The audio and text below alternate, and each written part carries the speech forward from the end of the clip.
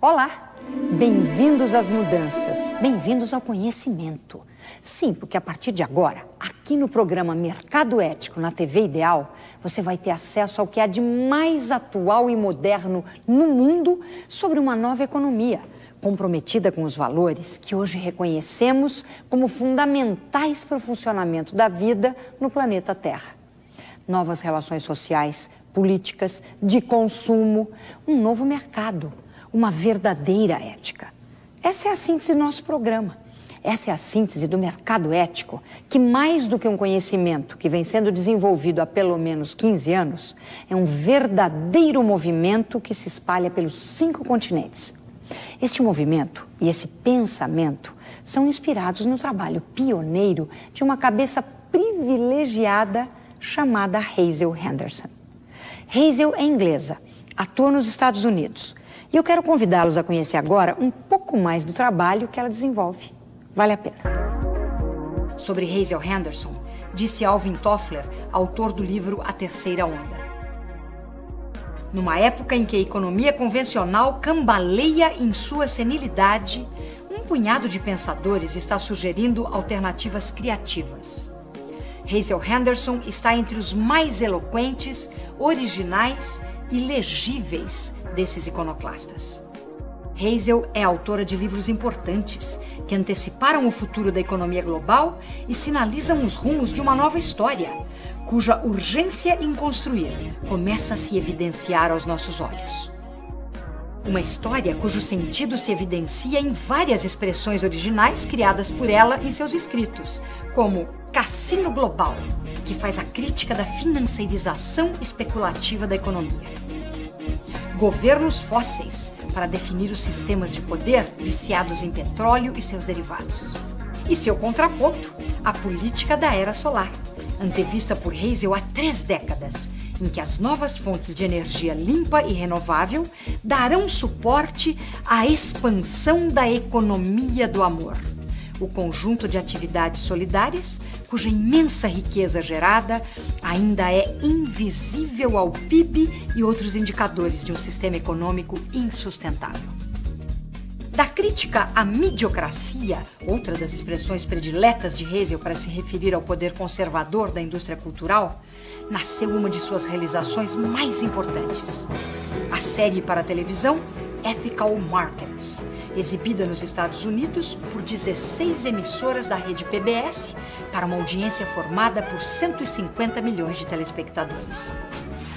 A iniciativa se desdobrou em ações de mídia que cobrem todos os continentes, como no Brasil a plataforma Mercado Ético, dedicada à causa da sustentabilidade e à construção de uma nova economia planetária baseada nos paradigmas da solidariedade e da cooperação.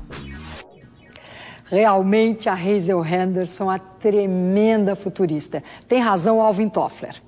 E para conversar comigo sobre o verdadeiro mercado ético, eu convidei nada menos do que Homero Santos, profundo estudioso do assunto, professor, consultor, que corre o mundo discutindo o tema. Homero, quais são as condições concretas para a existência de um mercado ético? Existem essas condições? Essas condições já existem na medida em que um mercado é um local virtual ou físico onde pessoas fazem trocas. Onde há pessoas se relacionando, aí deve existir uma ética que reja as relações dessas pessoas, que regule as relações dessas pessoas. Então, Cristina, não vejo incongruência que muitos veem, né, entre os dois conceitos. E como vem. Como vem, porque quando você fala mercado ético, muita gente diz assim, puxa, mas isso é uma loucura, né? Porque mercado é sangue, né? Mercado é o chamado Red Ocean, o mar vermelho, em contraposição ao mar azul, né? Onde nadam mais golfinhos do que tubarões. Pode ser até que tenha se transformado nisso, mas essa é uma distorção. Nós estamos vivendo uma era de limites ultrapassados. Um dos limites que foi ultrapassado, sem dúvida, é esse, Cristina, de o ser humano não ter mais consideração pelos efeitos das suas ações. Estou falando na média geral, assim, nas grandes corporações, aquilo que se chama de externalidade. As externalidades são jogadas na sociedade para serem absorvidas e pagas por todos. Agora, Homero, você fala do mercado como um lugar onde o ser humano faz trocas, né? Mercado é gente, né, Homero? É gente. Ser humano faz trocas. Exatamente. Quer dizer, o que vem antes do mercado, que é um local físico ou virtual, como eu pontuei, são as pessoas que ali estão, porque eu tenho algo que possa oferecer a você e você está disposto a pagar um preço por isso, ou vice-versa, ou ambas as coisas, trocamos bens ou serviços, e esse local, essa virtualidade, ou esse local físico mesmo, esse espaço territorial, se chama mercado. O conjunto de todos esses pequenos locais onde as trocas ocorrem se chama de mercado, com M maiúsculo. É o Deus do momento, né? O Deus mercado. O que a Hazel chama de cassino, né? O grande cassino planetário, porque acabou virando realmente um jogo, como você também coloca, virtual, né? Quer dizer, são, em geral, jovens clicando na internet e fazendo toda uma movimentação sobre a qual não temos lastro. Então, aí tem uma questão que devia nos preocupar todos, aqueles voltados para o tema e a população em geral, de todo o montante que gira hoje no mundo diariamente, que é igual a 2 trilhões de dólares americanos, apenas 2% se referem à troca de bens. O resto é o famoso cassino global, que eu chamo de um balão cheio de gás inflamável. Não é uma bolha que pode estourar, é um balão que pode explodir a qualquer momento. E nós convivemos com isso. Aliás, ameaçou bem a explosão agora, né, recentemente. E por enquanto deu sinais de pipocar alguma coisa lá, né? Ainda está na fase do pano quente. Vamos ver o pano quente quanto dura. Um foguinho que começou e apagaram. Né? Quando a gente fala de quem está jogando nesse chamado cassino, nós estamos falando de seres humanos. Nós estamos falando de homens e mulheres que têm poder nas mãos, que dirigem corporações, em grande parte dos casos, que, quando chegam em casa à noite, expressam todo um sentimento, eles querem um mundo melhor para a sua família, para os seus filhos, para a sua mulher, não é verdade?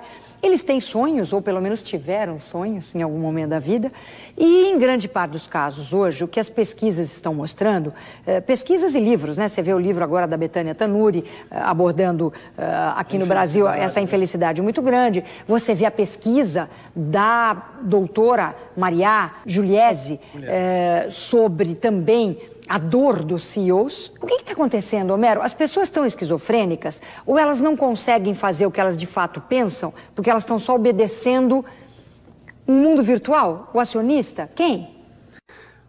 Olha, eu acho que a grande questão que envolve o mercado é que ele é impessoal. Então, em nome dessa impessoalidade, se fazem todos os sacrifícios, né? Existe já um roteiro pré-definido para os jovens, as pessoas que estão se formando, de trabalhar numa empresa, ou trabalhar no governo, ou fazer aquelas coisas que sempre foram feitas. Ou seja, nós abandonamos o pensamento reflexivo, filosófico. Eu diria que a maioria das pessoas que causam esse risco potencial, que um dia pode se transformar num sinistro verdadeiro ao mundo, não tem consciência ampla, plena, do que podem estar provocando. Então, daí a importância de, pelo menos nós que temos essa visão, começarmos uma cruzada, vamos chamar assim, se o nome não for muito pesado, né? Ou iniciarmos um trabalho persistente de esclarecimento, de geração de consciência. Com certeza.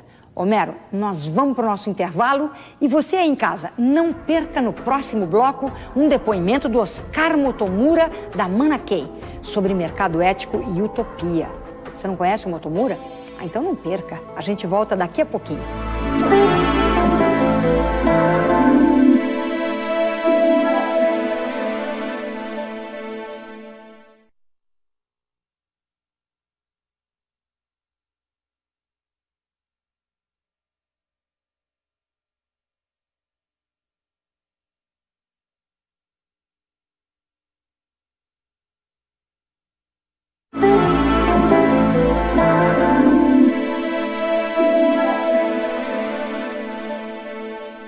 Estamos de volta com o Mercado Ético, o programa da TV Ideal que debate, que mostra a necessidade de uma economia comprometida com valores fundamentais para o funcionamento da vida no planeta Terra.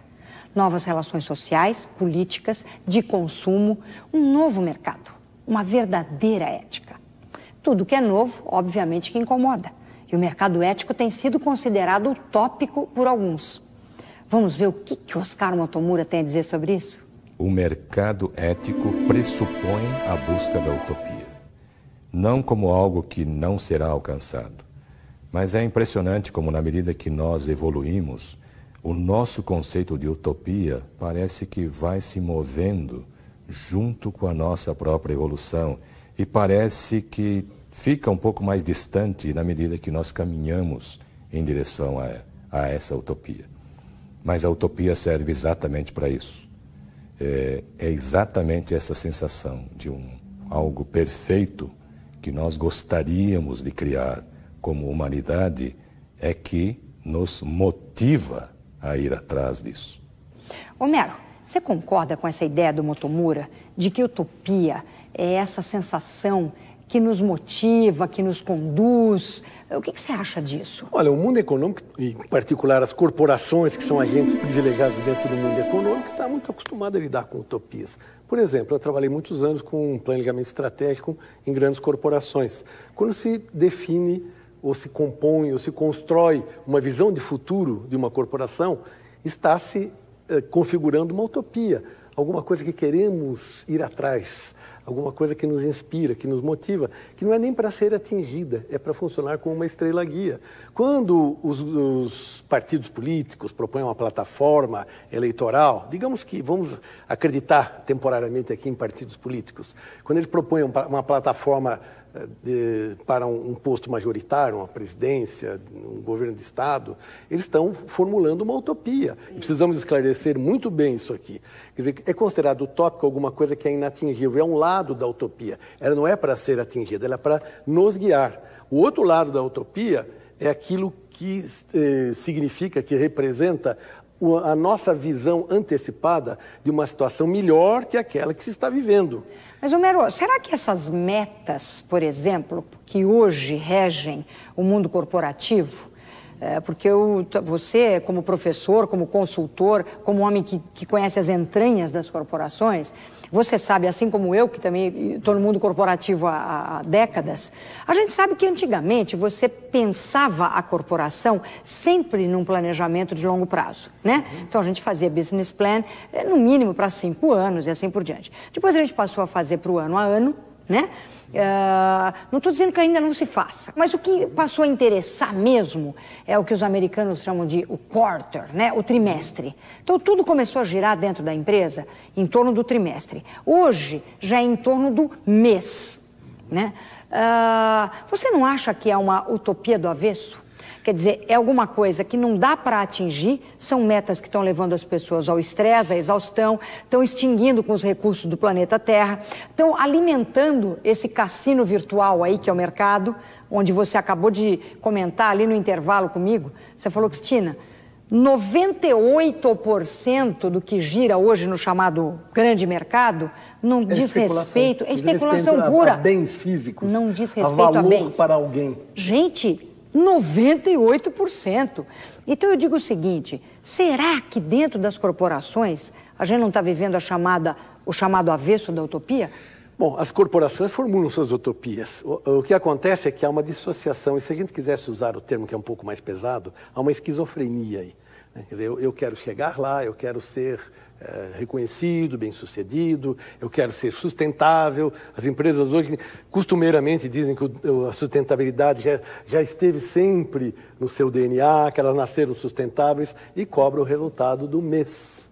Então, isso é que traz a infelicidade do executivo, porque ele olha para o futuro e vê uma luz brilhando, ele olha para o balancete do mês, né, e vê um vermelhinho apontando ali e ele começa a entrar em pânico. Por duas razões, porque o desempenho dele, o conceito dele são fundamentados nessa situação do bottom line, como é chamado, da última linha, né, da demonstração de lucros e perdas negativa ou positiva, então ele é elogiado, e porque a sua remuneração também está atrelada a isto. Então isso até leva à prática de comportamentos antiéticos, e você poderia até explorar um pouco esse aspecto. Né? Com certeza, Homero, porque veja bem, aí você fala assim, ok, então onde é que está o âmago dessa esquizofrenia? Aliás, tem um livro fantástico aí agora sobre esquizofrenia social, escrito pela doutora Elza Pádua, e realmente coloca com clareza como é que você cria uma sociedade esquizofrênica e depois, claro, a corporação acaba levando mais fundo essa história. Mas a verdade é a seguinte, dentro desse processo de esquizofrenia, de utopia e assim por diante, será que não estaria na hora, mais do que urgente, da corporação começar a remunerar os seus dirigentes, os seus líderes, de maneira a que o chamado bottom line obedeça os critérios de respeito ao ser humano e ao planeta? Com certeza, algumas empresas já estão fazendo isso, estão incluindo fatores de sustentabilidade, além dos fatores de viabilidade econômica, na avaliação dos seus resultados e na remuneração dos seus executivos. Agora, temos que ter um cuidado, corporação também é uma abstração com o mercado. Então, quem representa mais genuína, mais radicalmente uma corporação? São os seus investidores, aqueles que colocam ali a risco o capital, o seu dinheiro. Esses podem fazer a grande mudança. Eu não acredito que a mudança se fará no nível dos CEOs, que estão subordinados a essas expectativas, às vezes cruéis, não é? Como a gente viu. Resultado agora ou rua. Estou exagerando, mas não estou exagerando nada. O espírito da coisa é esse. Né? A média de vida de um CEO dentro de uma corporação não chega a 3 anos, é 2 ponto qualquer coisa, né? Em alguns lugares, inclusive, menor. Eu acho que o que você está falando faz todo sentido. Então, isso nos leva a uma nova inspiração. Quer dizer, o que vai acontecer com a nova geração de acionistas? Porque eles têm uma responsabilidade enorme sobre o planeta. Nós vamos fazer mais um intervalo. E vamos voltar com as dicas da semana, com Rosa Alegria. E a saudação ao mercado ético, feita pelo presidente do Instituto Ethos, o Ricardo Yang. Até já.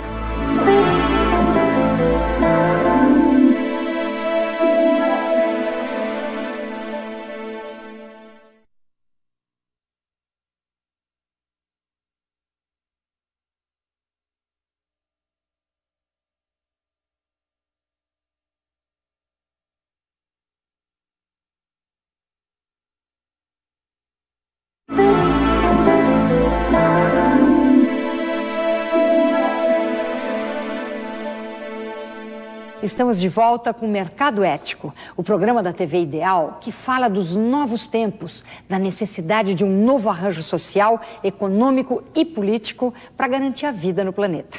Hoje está aqui conversando comigo o professor Homero Santos, consultor e mestre no assunto. Bem, Homero, esse reordenamento que é necessário traz junto uma série de novos termos, novas teorias, novas práticas, novos conceitos e um dos mais importantes é o de governança corporativa. Com a palavra, um grande especialista, José Monforte. O mercado pressupõe relações entre vários agentes que dele participam. E o primeiro nível para chegar no que eu acho que é ética é absoluta aderência aos pactos explícitos ou implícitos. De um lado é qualidade, do outro lado é pagamento, do outro...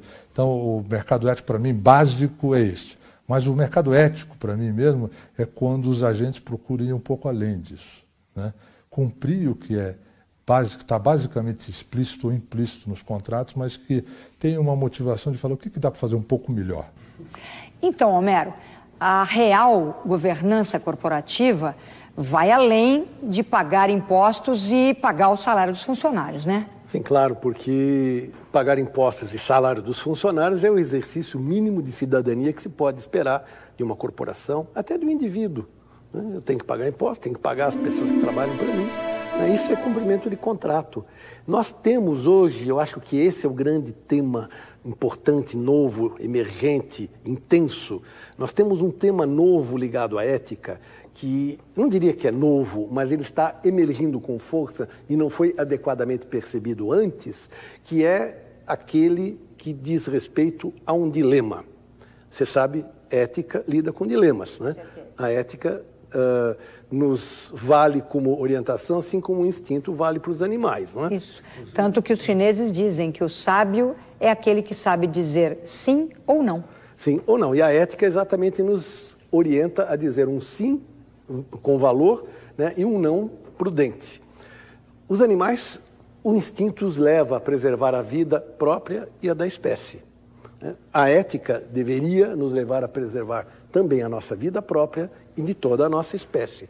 E o dilema que existe hoje, assim, intenso, e que está cada vez mais visível na economia, difuso, mas visível para quem tiver olhos para ver, é que, da mesma fonte de onde provém os recursos que dão suporte aos confortos que a civilização nos oferece, é a fonte que sustenta toda a comunidade da vida. Claro, Homero. Agora, você vê que incrível, porque você está levantando uma coisa, a gente sempre se considera, né? Nós somos o topo da cadeia e toda uma bobageada que a gente inventou a nosso próprio respeito, quando, na verdade, o animal, hoje, esse instinto que ele tem, nada mais é do que a capacidade dele, vivida, de se manter ligado à natureza. Sim. Então, eu sei que vem vindo alguma coisa por ali, eu sei que vai chover, por exemplo, os índios sabem quando vai chover, sabem quando não vai, sabem pôr a mão, o ouvido lá no chão. Fazem a leitura.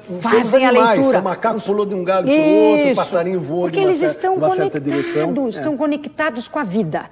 Nós nos desconectamos de uma tal maneira, de nós mesmos e da vida, que a gente agora não sabe mais nem se defender, né? Perdeu a consciência. É verdade. E justamente eu acho que veio um momento crucial, né, do nosso processo civilizatório, do nosso país, veio essa oportunidade de nós estarmos todos reunidos aqui no Mercado Ético. Para quê? Para informar as pessoas. Consciência se cria com informação e não com alarme. A informação é importante. Mostrar às pessoas o que está acontecendo. Elas podem concordar ou discordar, mas que reflitam, que pesquisem e que refaçam os seus modelos mentais, a sua maneira de ver o mundo. O mercado ético está aqui para isso, não é, Homero? Essa é a essência do mercado ético. Inclusive, o presidente do Instituto Ethos, o Ricardo Young, fez um depoimento muito bonito sobre a estreia do mercado ético. Vamos ver? O mercado ético é uma grande possibilidade de revelar o não revelado ou revelar aquilo que começa a nascer com uma força extraordinária no mercado, que é o mercado da responsabilidade social, da sustentabilidade, do consumo consciente, do comércio justo, de produtos que podem não só satisfazer a necessidade do consumidor, mas contribuírem para o combate à pobreza, para a melhoria ambiental, para o resgate de comunidades e setores da sociedade totalmente excluídos. O mercado ético é uma promessa nessa direção e nós, empresários socialmente responsáveis, abraçamos a iniciativa com muita alegria. Obrigada pelas palavras, Ricardo. O Mercado Ético estará aqui na TV Ideal, mobilizando a sua força, telespectador, de protagonizar uma nova história para o nosso país, uma nova história para a humanidade. Porque nós entendemos que esse é um esforço que cada um de nós precisa fazer e que é preciso se falar sobre essas mudanças. Não é verdade, Homero? Nós temos que pensar que essa realidade que aí está existe independentemente de nós a percebermos. A nossa percepção é que vai fazer com que ela se transforme. E o mercado ético, eu diria, assim, numa tentativa de definição meio assim, cabocla até, é um novo par de óculos que a gente está procurando oferecer para as pessoas, para que elas vejam aquilo que não estão conseguindo ver no momento e que depois decidam sobre o que fazer com isso. É muito bom. Toda semana aqui no Mercado Ético, a Rosa Alegria vai dar dicas sobre as últimas novidades sobre sustentabilidade. O livro mais lido, o vídeo mais disputado, o filme mais espetacular, como o último filme da família Simpson, você já assistiu? É deslumbrante, com aquela crítica permanente. Então, Rosa Alegria, quais são as dicas dessa semana? Olá, Cristina. Nesse primeiro programa, a minha dica não poderia ser outra. o novo livro de Hazel Henderson, Mercado Ético, a força do novo paradigma empresarial, que acabou de ser lançado aqui no Brasil pela editora Cultrix. E olha que bacana, papel reciclado. A Hazel reúne todos os entrevistados de seu programa de TV Ethical Markets nos Estados Unidos e que são as vozes mais importantes no movimento da sustentabilidade. Consultores, ambientalistas, cientistas, empresários que já deram um passo inovador. A versão brasileira do livro tem 2 prefácios, da Cristina Carvalho Pinto e de Hunter Lovins. A Hazel faz uma análise abrangente das iniciativas mundiais que estão revolucionando a economia no caminho da sustentabilidade. O conteúdo está organizado por temas que vão fazer o leitor entrar em contato com novos paradigmas e romper com velhos conceitos.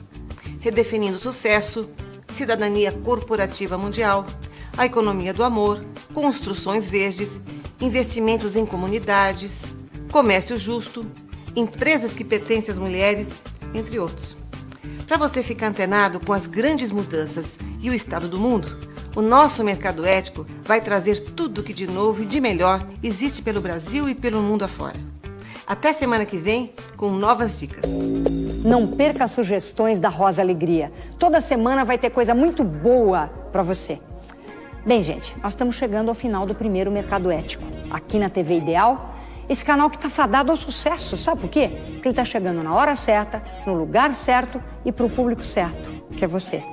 Obrigado, Homero. Obrigada a você que nos acompanhou hoje e até a semana que vem.